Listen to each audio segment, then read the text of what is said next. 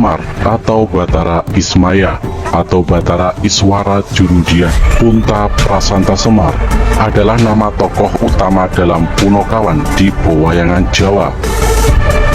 Tokoh ini dikisahkan sebagai pengasuh sekaligus penasihat para kesatria dalam pementasan Wiracarita Mahabharata dan Ramayana.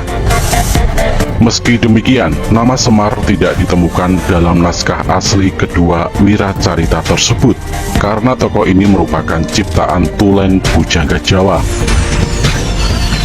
Menurut Slamet Muljana, tokoh Semar pertama kali ditemukan dalam karya sastra zaman Kerajaan Majapahit yang berjudul Sudamala. Selain dalam bentuk kakawin, kisah Sudamala juga dipahat sebagai relief dalam Candi Sukuh yang berangkat tahun 1437. Semar dikisahkan sebagai abdi atau hamba tokoh utama cerita tersebut, yaitu Sadewa dari keluarga Pandawa. Tentu saja peran Semar tidak hanya sebagai pengikut saja, melainkan juga sebagai pelontar humor untuk mencairkan suasana yang tegang. Pada zaman berikutnya, ketika kerajaan-kerajaan Islam berkembang di Pulau Jawa, pewayangan pun dipergunakan sebagai salah satu media dakwah. Kisah-kisah yang dipentaskan masih seputar Mahabharata, yang saat itu sudah melekat kuat dalam memori masyarakat Jawa. Salah satu ulama yang terkenal sebagai ahli budaya, misalnya Sunan Kalijaga, dalam pementasan wayang, tokoh Semar masih tetap dipertahankan keberadaannya, bahkan peran aktifnya lebih banyak daripada dalam kisah Sudamala. Dalam perkembangan selanjutnya, derajat Semar semakin meningkat lagi. Para pujangga Jawa dalam karya-karya sastra mereka mengisahkan, Semar bukan sekedar rakyat jelata biasa, melainkan penjelmaan Batara Ismaya, kakak nomor 2 dari Batara Guru atau Sanghyang Jagat Guru Pratingkah, Sanghyang Batara Manikmaya, Sanghyang Batara Nilakanta, yaitu raja dari para dewa dan Raja Tribhuwana. Legenda Plinteng Semar berawal dari kisah tokoh Semar atau yang dikenal juga sebagai Ki Bodronoyo. Semar merupakan sosok dewa yang memiliki 3 anak yang dikenal sebagai Punakawan. Pada suatu hari mereka mengikuti tuannya yaitu Pandawa yang ingin bermeditasi di Grojogan Sewu, Kabupaten Karanganyar. Banyak sekali godaan dari para lelembut dan raksasa yang mengganggu proses meditasi para Pandawa. Semar dan anak-anaknya terus-menerus menjaga dan mengusir semua makhluk yang mengganggu. Ketika proses meditasi berlangsung, datanglah raksasa sakti yang berniat jahat, mengganggu bahkan akan memakan Pandawa. Raksasa ini tidak mampu dihadapi oleh anak-anak Semar. Hingga akhirnya Semar pun turun tangan. Pertarungan keduanya begitu dahsyat, masing-masing mengeluarkan ajian andalan. Raksasa sakti tidak mempan oleh senjata apapun yang dimiliki Semar.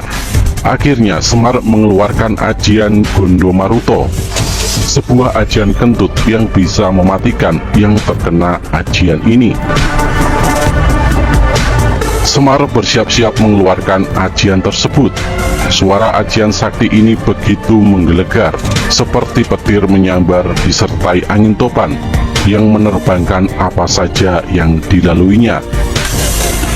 Bau yang tercium dapat membuat makhluk yang terkena tak sadarkan diri. Raksasa sakti sudah bersiap untuk menahan serangan dengan menutup hidung dan tengkurap di tanah.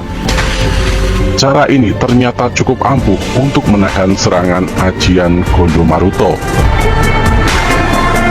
Melihat raksasa sakti tidak terluka sedikit pun, Semar menjadi gusar karena tidak ada lagi ajian yang bisa dia keluarkan. Raksasa sakti tertawa dan ganti mengeluarkan jurus sakti yang lain. Semar mulai terdesak dan bertahan dari serangan raksasa, hingga Semar menggandakan diri untuk mengelabui raksasa tersebut. Sedangkan Semar yang asli pergi bermeditasi untuk memohon petunjuk kepada Sang Hyang Widi agar diberi kekuatan untuk mengalahkan raksasa itu. Setelah beberapa waktu bermeditasi, akhirnya Semar mendapat petunjuk untuk mengalahkan raksasa itu. Dalam meditasinya, diberilah Semar sebuah peluru ketapel atau pelintang yang berukuran besar. Semar segera membuat ketapel agar bisa digunakan untuk mengalahkan raksasa sakti. Setelah selesai membuat senjata pelintang, Semar segera kembali menuju medan pertempuran. Tanpa membuang waktu, Semar mengarahkan senjata pelintang tepat ke arah pantat raksasa. Setelah peluru melesat dari pelintang, peluru pun tepat mengenai pantat raksasa. Sang raksasa menjerit kesakitan dan langsung jatuh tersungkur. Akan tetapi, karena kesaktian raksasa sangat tinggi, peluru pelintang terpental hingga jauh ke arah selatan dan jatuh di bawah pohon asem. Akhirnya raksasa dapat dikalahkan dan Pandawa dapat melanjutkan semedinya sampai selesai. Tempat jatuhnya peluru tersebut sekarang dikenal dengan nama Blindeng Semar. Batu Blindeng Semar pun dapat ditemui di Taman Selopadi di Kalurahan Giripurwo, Kabupaten Wonogiri.